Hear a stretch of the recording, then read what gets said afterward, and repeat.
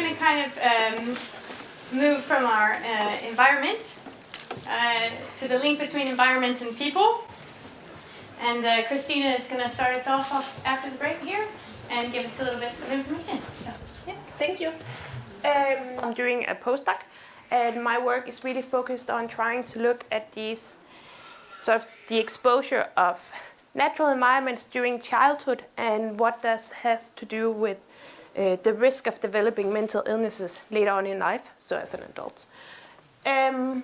So you can say, why do we even want to talk about this? Why are we even interested in this, and why we think there is a connection?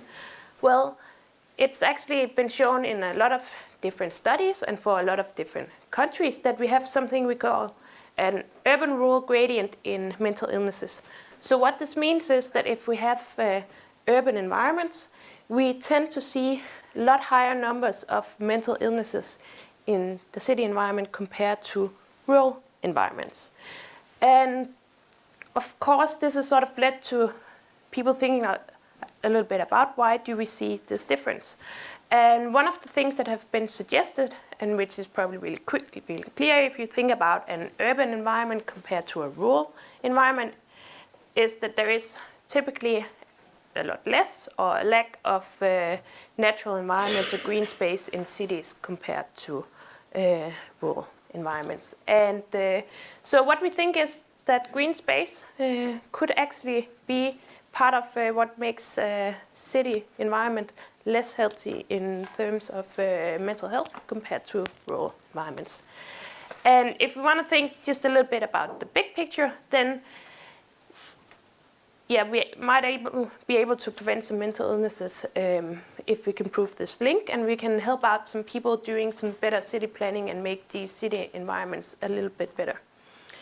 So what I'm doing is I actually have a background in biology. I did my PhD on these large patterns in vegetation.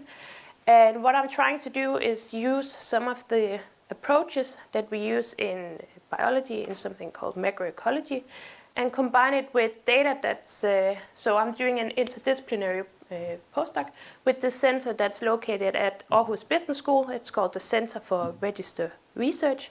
And what they do is actually just do research in all of the lovely Danish registers.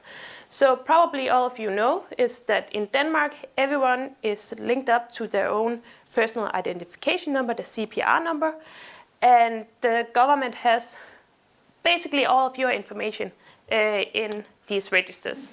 And for a few researchers, we are lucky enough to be able to actually work with all of that data and look at a lot of cool things. Among those is psychiatric disorders, which I work with. Yeah.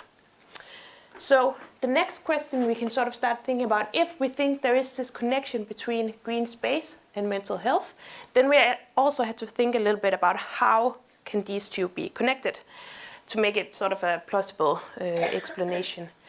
And I like to group things. There is a number of different hypotheses that have sort of been sort of the results of a number of studies that are more small-scale experimental studies. But I have these four major groups that I usually talk about. So the first group is this sort of physical hypothesis group.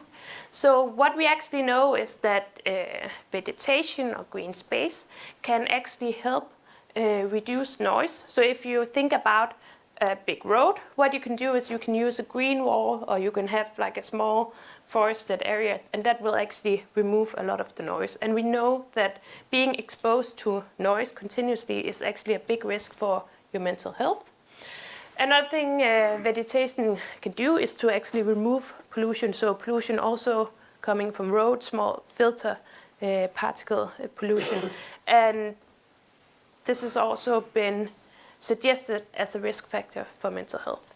The next group is these physiological hypotheses. So we actually know that people who live close to green space tend to exercise more. And people really use the green space, and not just for intense exercise. It could also be just going for a walk, taking your dogs out, maybe playing around with your kids. Then you get some exercise, and exercise is really, really important for mental health. Also, there is this new hypothesis about people who are more exposed to nature. They get exposed to more microorganisms, and this actually helps our immune system to function properly. And this can also affect mental health. So the next step is the psychological hypothesis.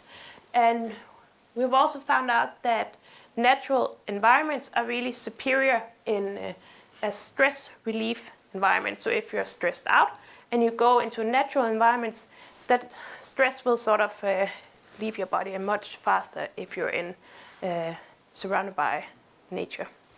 And you can measure that not just by people explaining how they feel, but you can actually do physiological measurements like on stress hormones and heart rates and things like that. Then we also have a thing we found that natural environments are really good at cognitive restoration. So if you think about your day-to-day life, what you do to probably do your job is you use a lot of focus. If you have a long day at work, then probably you will experience that during the end of that day, you're not able to do your job as good as you were in the beginning of the day. So you can say your attention is sort of getting depleted during the day. And natural environments are actually really, really good at sort of restoring this cognitive attention again. Then we have some few evolutionary hypotheses, and this is just simply sort of considering humans as a general species. And this species has grown up in a natural environment for like thousands of years, for many, many generations, developed in contact with nature. Now, if we consider the urban environment, this really dense, like mega city environment is something evolutionarily new for us as a species. So these hypotheses are really about that maybe the human brain is not yet adapted to being in a city environment. So moving a little bit on to my research, what I do is I actually try to measure green space using satellite data. This is a satellite, and what it's doing is gathering information and sending it back to Earth. And that's what's really, really cool about using satellites. So they orbit around the Earth. They send down data all the time. So the data you get from satellites is actually, it has a really great temporal span. So you have the really good time span because it will return to the same point and send back data again within a very short time frame, maybe a week, maybe 2 weeks. So you can get continuous sampling over the year or over many, many years. Like what we do, we want to go back in time and look at childhood conditions. And you also get great spatial coverage because satellites are actually, you can say, sampling the entire Earth. So you could do global studies, you could do comparable measures between different countries without having to rely on national sampling schemes. So this is just sort of an illustration of my experimental setup. So everything really is around trying to explain this question, like can less nature in urban areas explain the higher rates we see here of psychiatric disorders? We have two types of data. Like I said, we have data from a satellite that's measuring vegetation, and then we have data over here about psychiatric diagnosis that's coming from the Danish registers. The basic idea behind this is we want to sample in, say, a green space gradient. So this is supposed to be the urban environment. Over here, we have low amounts of green space, and this would be a more rural environment with more green space. And the idea is we have these two, we can say this is two residences. This is a house and it's in a rural area, has a higher amount of green space. And this is a house in the urban environment, has a little less green space. So basically the idea is we can make this sort of square around it, and then we can sum up the information here, the green space vegetation, and then we can do comparison. Of course, we do it for the whole Danish population, and then we see if this green space relates to the outcomes later in life of psychiatric disorders. So basically, what I did was make maps of green space for Denmark. So one map for each year, going back to 1985 and up to 2013 based on the satellite information. And what it looks like is something like this. We use a vegetation index. The only thing you need to know about that is just that high values, or the dark green, indicate dense vegetation, a lot of vegetation, and then low values here is no vegetation. So what we see in general is just pretty much what we would expect. So cities like Copenhagen and Aarhus are less green. Again, that's what we would expect, but it's really nice to see that the satellites are actually sampling something that's very likely to be real. So that's pretty good. And for instance, if we go to Aarhus, we can see this is Aarhus. So with the harbor area down here, not a lot of vegetation, but here we have a very dark green area, and that's actually Rigskov. So again, it's fitting very, very well with our expectations. So moving on, what we did was combine it with, this is a lot of red addresses. It's just hard to see, but it's a lot of dots. So what we do is we combine the two. You can say we overlay it. For each address, we just calculate the amount of green space at every year. And then we can link that up to whether or not we have about 1 million people here in our population. We know whether or not they were diagnosed later on in life with a mental illness. And we know the amount of green space they were exposed to. And we also know things about their socioeconomic status and the parent socioeconomic status. And we do something statistics to it. Yeah.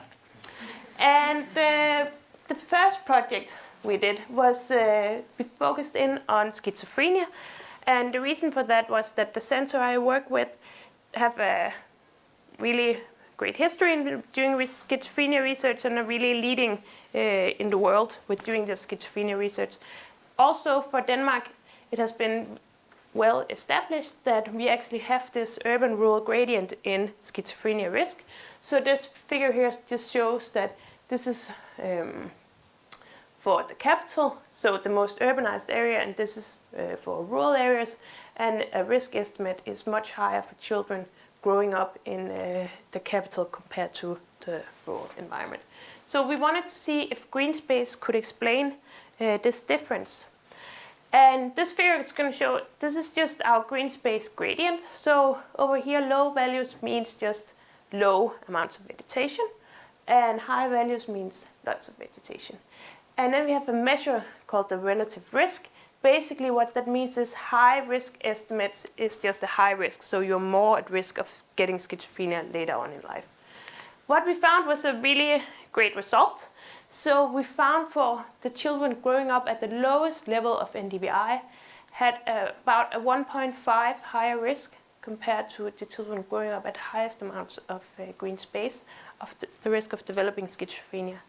And more on, we could see we had sort of, it's an approximate dose-response relationship. So as you increase the vegetation, you lower the risks for each steps. So this really gives us some confidence that this is also a real result.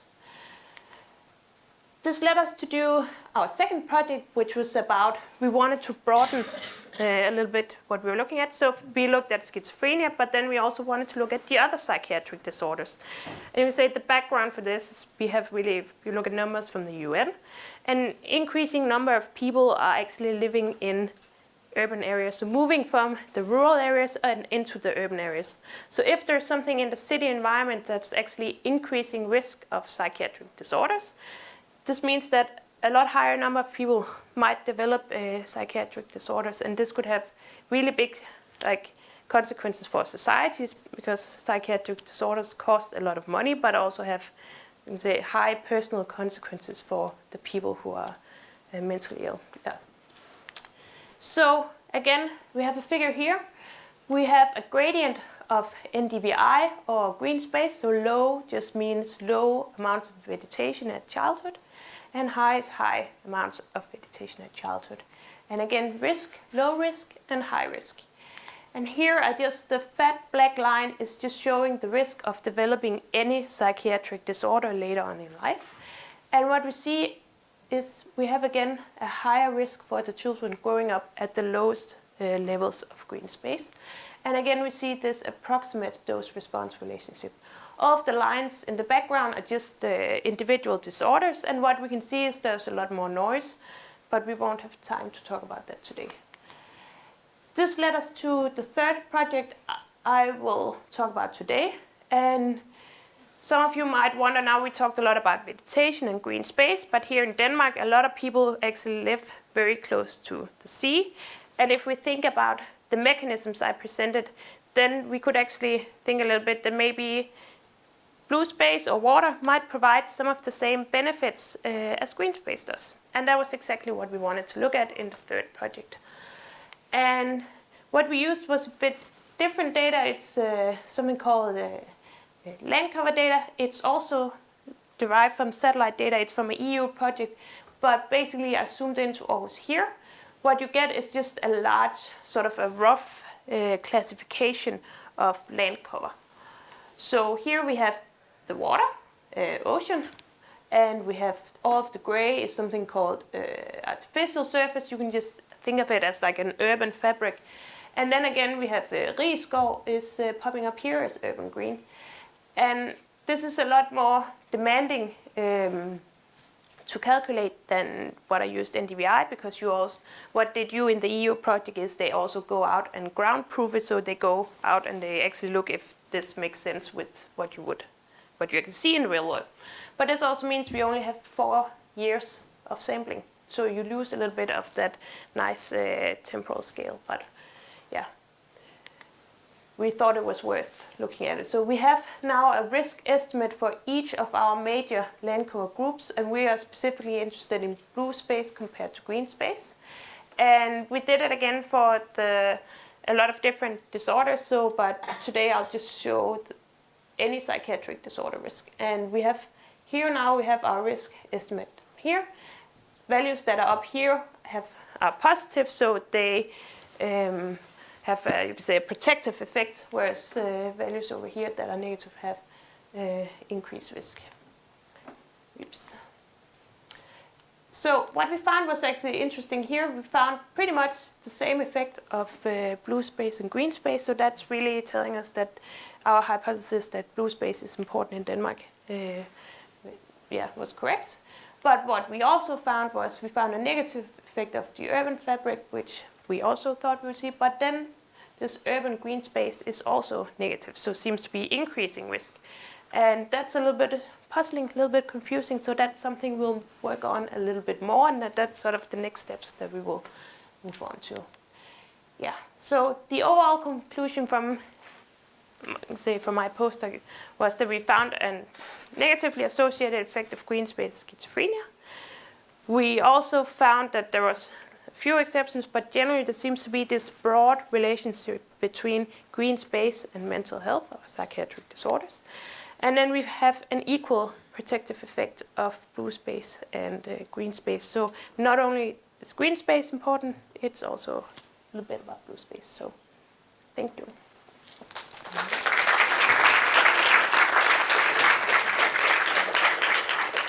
you have any questions for Kristine? Vicky, go. Hi, thank you very much. Very interesting.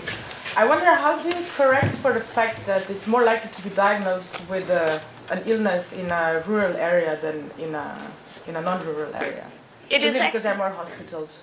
Not so much in Denmark, actually. It's not a big problem. So the Danish, you can say the psychiatric data is really, really unique in the world. And also the thing is in Denmark that all psychiatric facilities are public. You have everyone has equal rights to getting this mental health. There can be, of course, a little bit of a difference, maybe.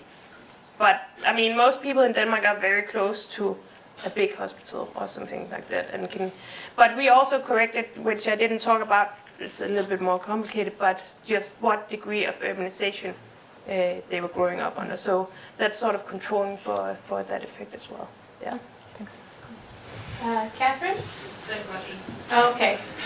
And then there was, I just have a comment on this also same, because I have seen another research about cancer registration data. Actually, it means a lot where the cancer registration center is and about this registration data. So maybe in Aarhus and Copenhagen, there's more registration also of this.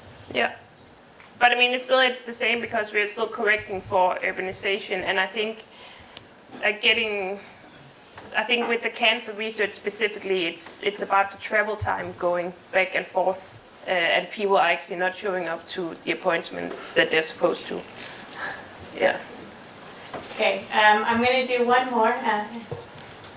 Yeah, just are you correcting for like social economic factors? Like that would, I seem to recall a study saying that in rural areas you'd find more families where one of, like the mom usually works perhaps only half time and is home more, and they use different types of daycare. Yeah. So yeah, I said just really shortly that we corrected for socioeconomic status. So of course we're looking into childhood effects. So we are calculating the socioeconomic status of both parents, and that includes their level of education, their connection to the work market at the time, and then also their yearly income. And then we have like an index value of that. So we're trying. I mean, yeah. Okay, thank you.